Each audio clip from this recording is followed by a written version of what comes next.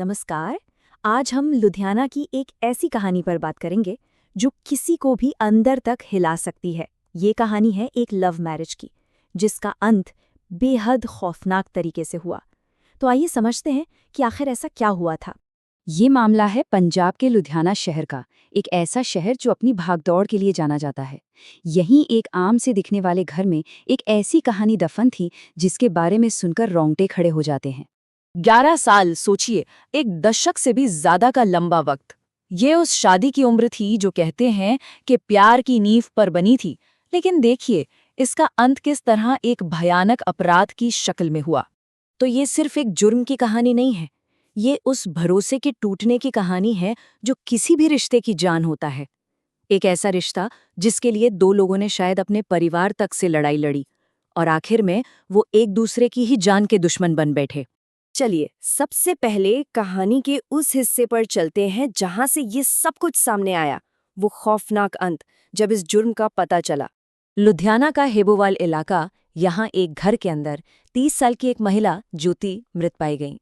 जैसे ये खबर बाहर आई, पूरे इलाके में सनसनी फैल गई। इस पूरी कहानी में दो अहम किरदार हैं, एक पीड़ित 30 साल की ज्योति और दूसरा आरोपी, उन्हीं का पति हरमिंदर सिंह। और उनका रिश्ता था पति पत्नी का, जो इस पूरी घटना को और भी ज्यादा दुखद बना देता है। अब जरा वक्त में पीछे चलते हैं, उस दौर में जो आज की इस भयानक सच्चाई से बिल्कुल अलग था। उनके 11 साल के साथ के उस सफर पर एक नजर डालते हैं।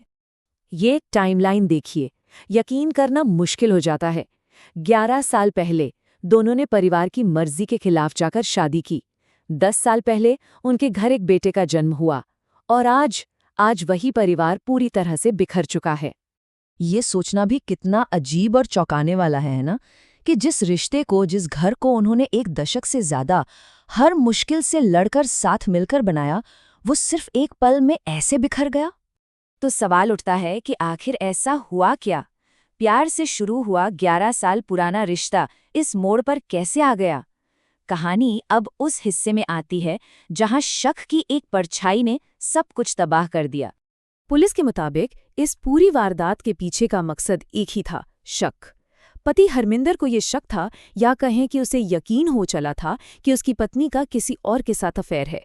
हरमिंदर ज्योति पर बेवफाई का इल्जाम लगाता था।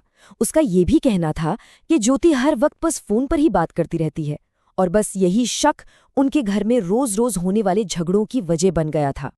और अब बात करते हैं उस आखिरी दिन की, वो दिन जब ये शक और झगड़ा एक जानलेवा टकराव में बदल गया। उस दिन भी दोनों के बीच बहस हुई, लेकिन इस बार बात इतनी ज्यादा बढ़ गई कि हरमिंदर ने कथित तौर पर एक दुपट्टे से अपनी ही पत्नी का गला घोंट दिया। और जो बात इस जुर्म को और भी ज्यादा डरावना बना देती है, वो ये है कि ऐसा करने के बाद उसने अपने 10 साल के मासूम बेटे के पास जाकर कहा, तुम्हारी माँ सो रही है, उसे परेशान मत करना। और ये कहकर वो घर से भाग गया। तो अब आते हैं कहानी के आखिरी हिस्से पर, जब ये जुर्म दुनिया के सामने आया, जांच हुई और आखिरकार आरोपी ने अपना गुनाह कबूल किया। हुआ ये कि जब ज्योति ने अपने भाई का फोन नहीं उठाया तो वो परेशान होकर घर पहुंचे। वहां उन्होंने अपनी बहन की लाश देखी। फौरन पुलिस को खबर दी गई और आरोपी की तलाश शुरू हुई। ज्यादा देर नहीं लगी, हरमिंदर सिंह को पकड़ लिया गया और फिर पूछताछ में उसने अपना गुनाह मान लिया। पुलिस जांच का नतीजा बिल्कुल साफ था। आरोपी ने कबूल कर लिया कि उसने सिर्फ शक के आधार पर अपनी पत्नी की जान ले ली।